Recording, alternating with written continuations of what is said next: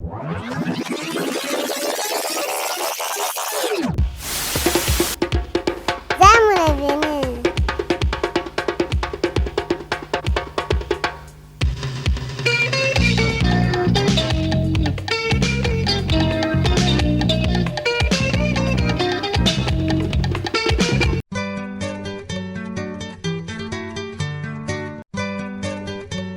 des kilomètres de la capitale économique du Bénin, nous découvrons un tout autre monde en plongeant au cœur de la cité lacustre de Gambier pour la 4e édition du Festival des sports, culture et arts nautiques. Ce village unique, souvent surnommé la Venise de l'Afrique, est un lieu où l'eau et la culture se rencontrent pour offrir une expérience immersive inoubliable. Sur les eaux scintillantes du lac Mokwe, les filles et fils de la commune de Soava, aux côtés de touristes venus des 4 coins du monde, se rassemblent pour célébrer le FESCAN. Bien plus qu'une simple fête, ce festival incarne un hommage vibrant à un patrimoine exceptionnel où traditions ancestrales et histoire se mêlent. Le FESCAN symbolise la fierté d'un peuple et sa volonté de préserver et de partager avec le monde les trésors culturels et naturels de la cité lacustre de Gambier. Sous la direction de Yakubu Onichango, le Festival des sports, culture et arts nautiques est devenu un rendez-vous immanquable pour tous les amoureux de découvertes culturelles et sportives. En plus de célébrer les traditions locales, il contribue activement au rayonnement de Gambier sur la scène nationale et internationale. Cet événement a pour objectif de faire la promotion des sports nautiques et du tourisme fluvio-lagunaire. Nous sommes à la 4e édition et je voudrais, au nom du comité d'organisation, au nom de l'association Gambier Sport Nautique qui organise ce festival, souhaiter la bienvenue à chacun de vous. Les jeunes de Gambier sont formés en petits groupes folkloriques pour nous démontrer leur maîtrise parfaite de l'eau et de la pirogue. Là se déroule la compétition d'une danse appelée le Hachi.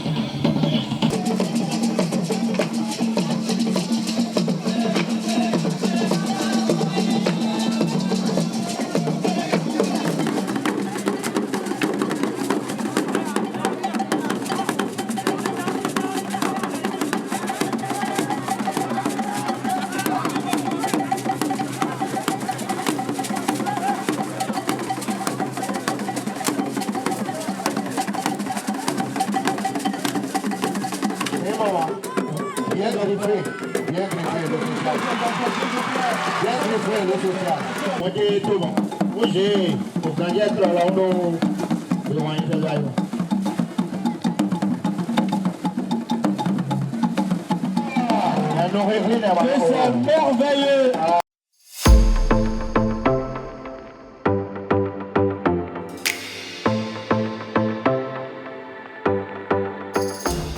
Chaque édition du festival est l'occasion de promouvoir l'artisanat, les savoir-faire locaux, tout en renforçant l'économie touristique et en créant des ponts entre les communautés locales et les visiteurs du monde entier. Des prestations artistiques spectaculaires se succèdent sur ce podium original.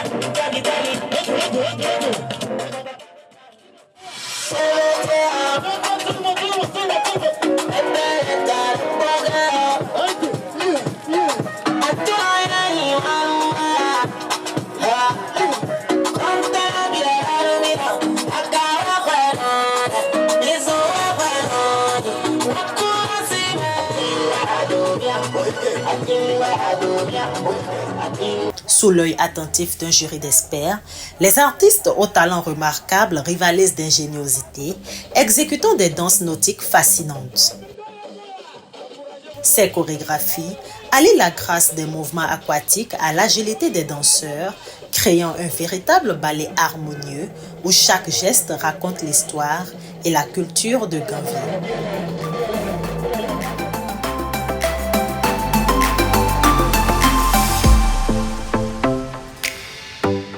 Bienvenue au marché flottant de Ganvié, où tout se déroule sur l'eau dans une atmosphère aussi animée qu'insolite.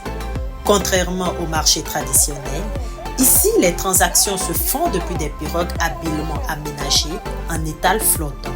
L'activité bat son plein, commerçants et acheteurs se rejoignent à bord de leurs embarcations pour échanger des marchandises. Chaque pirogue regorge de trésors.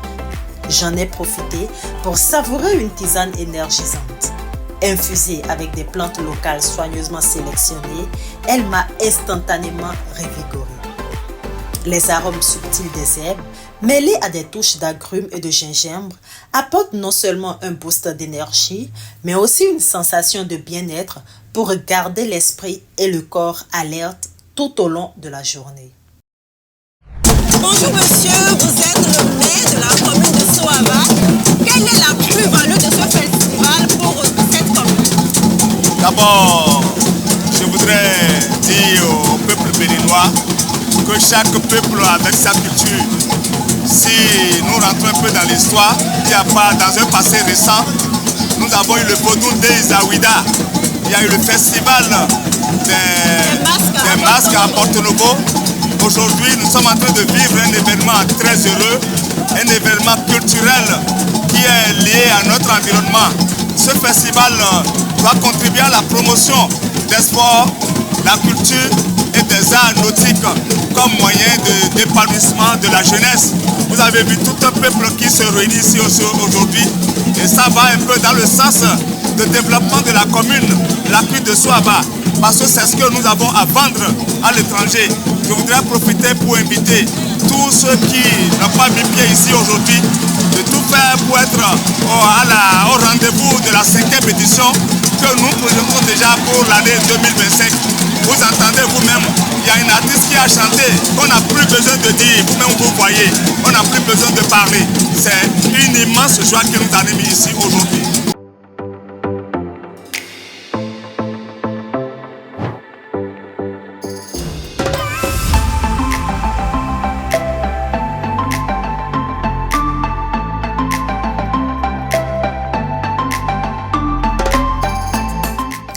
Elle se distingue par une nouvelle structure de voile, ingénieusement conçue pour maximiser vitesse et stabilité, offrant aux navigateurs un avantage compétitif sans précédent.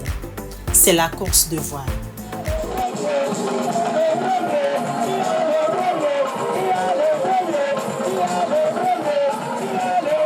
Pendant ce temps, les pirogues se lancent dans une lutte acharnée, chaque coup de rame intensifiant la rivalité amicale dans une démonstration de force, de coordination et de fierté communautaire.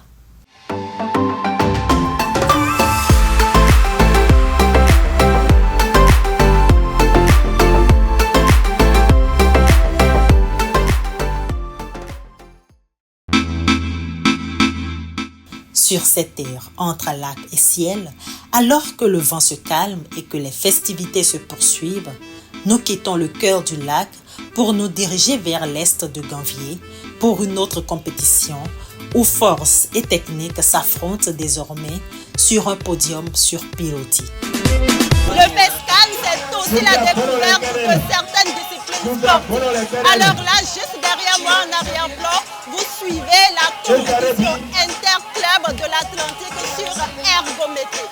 Si vous ne savez pas ce que c'est, alors allons à cette découverte. Tonight I'm gonna party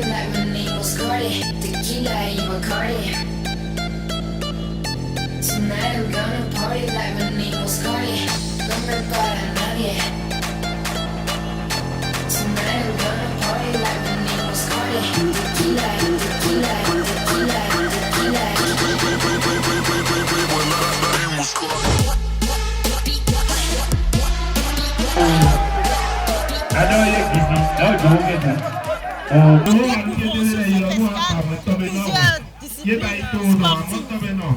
Et là, nous venons de suivre l'ergométrie.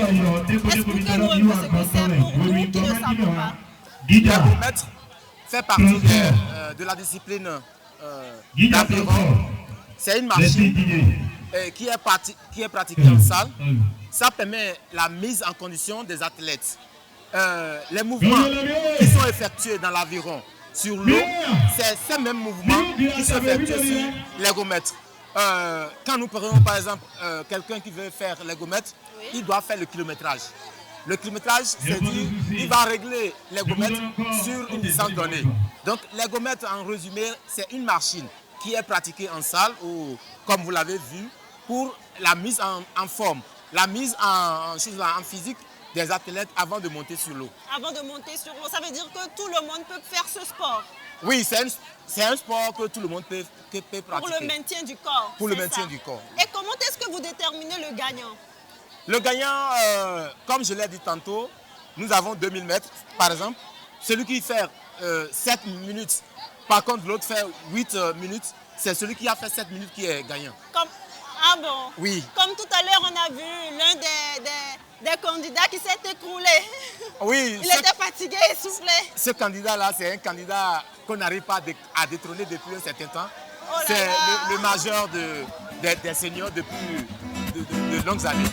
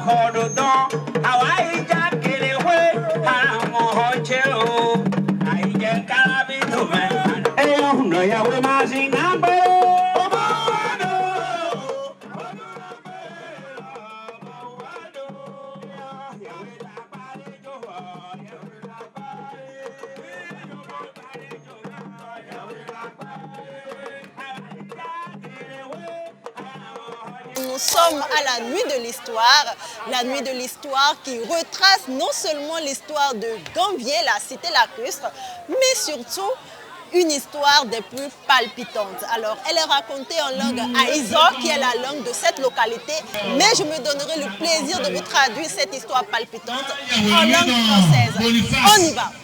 C'était un jeune couple composé d'une femme en jeune âge et d'un homme qui ont eu pour leur premier enfant des jumeaux, deux garçons valides, Sago et Zissou, qui se ressemblaient comme deux gouttes d'eau. En grandissant, ils allaient à l'école jusqu'à la classe de 3e, où Zissou eut brillamment son BEPC et Sago malheureusement échoua à l'examen. Sago était très déçu d'avoir échoué pendant que son frère jumeau Zissou allait en classe supérieure, allait en seconde. Alors Sago dit à ses parents qu'il ne voulait plus continuer les études. il alla dans le village voisin où il commença à cultiver la terre comme les paysans. En cultivant, il fit la rencontre d'une très belle dame, la fille du plus riche homme de cette contrée, de ce village, la fille d'un richissime. La fille lui plut, il plut à la fille et ainsi débuta une très belle histoire d'amour entre nos tourtereaux. Alors la jeune fille présenta Sagbo à son père et le père prit Sagbo comme filleul, comme petit-fils, puisque lui n'avait pas d'enfant garçon et cherchait désespérément un héritier. Sagbo commença alors à travailler la terre de son futur beau-père. Il commença aussi à le conduire comme chauffeur. Et ses affaires fleurissaient. L'affaire de son beau-père fleurissait encore davantage. Alors un beau matin, le beau-père dit à Sagbo, « N'aurais-tu pas par hasard un ami ou un frère ou un cousin à me présenter pour qu'il puisse prendre ta place parce que toi, tu vas bientôt épouser ma fille et puisque tes affaires fleurissent très bien, tu vas partir vivre très loin de moi et me laissant seule avec ma femme qui se fait vieillissante. » Sagbo lui répondit, « Oui, j'ai un ami que je peux amener vers toi. Lui, il a eu plus de chance que moi, il a fait de grandes études. » C'est ainsi que Sagbo rentra en famille et alla chercher son frère jumeau Zissou, qui pendant ce temps avait déjà fini ses études, avait ses diplômes supérieurs, mais était au chômage. Zissou vint alors avec Sagbo. Il accompagna Sagbo. Sagbo présenta Zissou à son futur beau-père. Zissou commença à travailler chez le beau-père et le beau-père le prit en amitié. Mais dès leur premier contact, le beau-père remarqua la très grande ressemblance entre Sagbo et Zissou. C'est ainsi que Sagbo lui expliqua que Zissou est son frère jumeau. Le beau-père prit Zissou aussi en sympathie, tout comme Sagbo.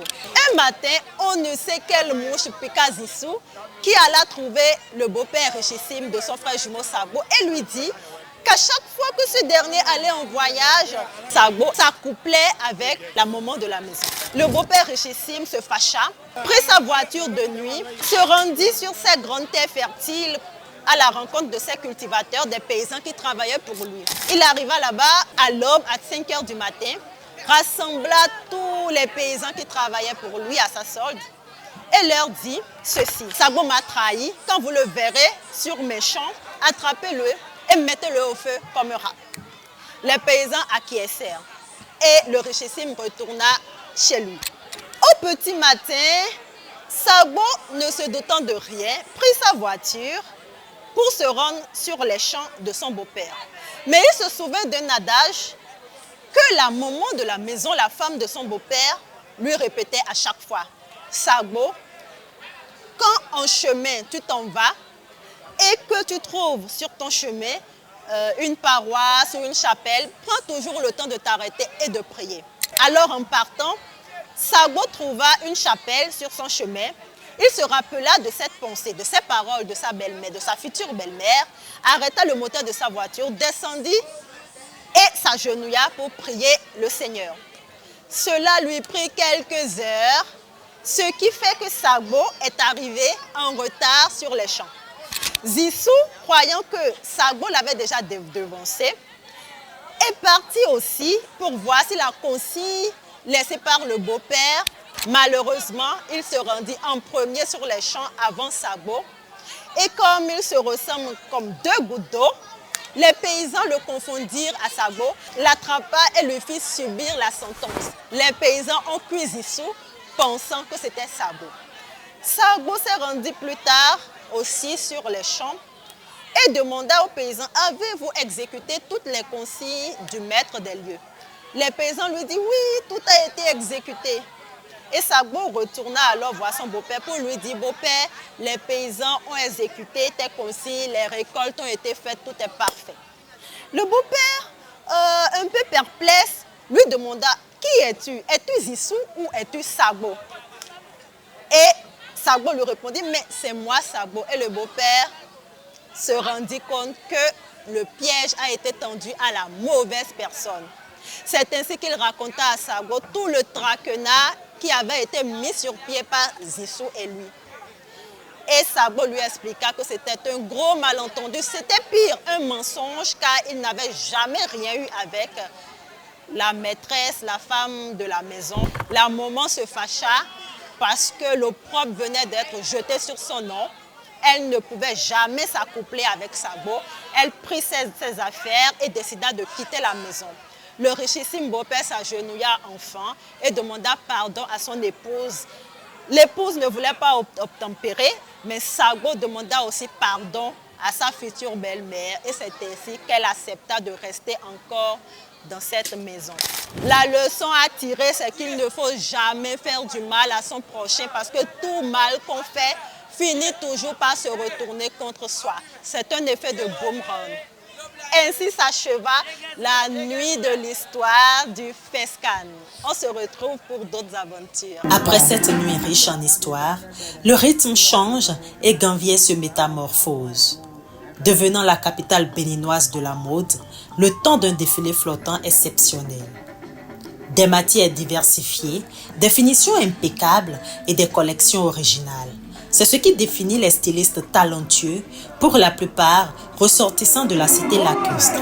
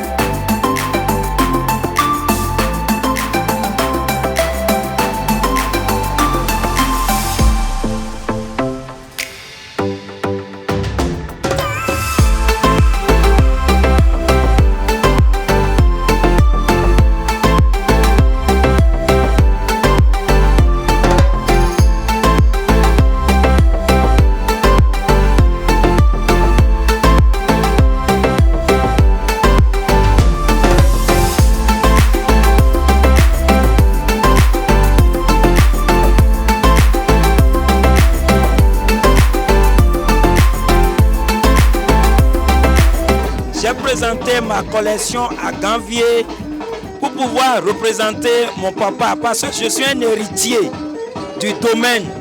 Donc mon papa est décédé et il a fait de bon travail dans la commune de Soava. Donc pour que son nom n'éteigne pas, j'ai voulu continuer le travail au nom de mon papa pour que son nom demeure toujours à jamais. Moi, je ne suis pas de Ganvié, moi je suis des Pères et j'habite à Akpakpa. J'ai quitté Akpakpa pour ici, pour découvrir et j'ai vraiment aimé. Je n'ai pas été déçue. Il y a eu des collections qui ont été proposées que j'ai vraiment aimé. Je trouve que à Ganvié ou sur l'eau, il y a beaucoup de choses qui se font et on pense que tout est sur l'eau, on ne peut pas vivre. Alors qu'ici, il y a la vie, il y a tout ce qu'on peut faire de l'autre côté qui se fait ici. Spécialement le défilé de mode que je suis venue voir aujourd'hui. Autrefois en retrait sur la scène béninoise, Ganvié prouve aujourd'hui que sa géographie unique n'est pas un obstacle, mais une source d'inspiration.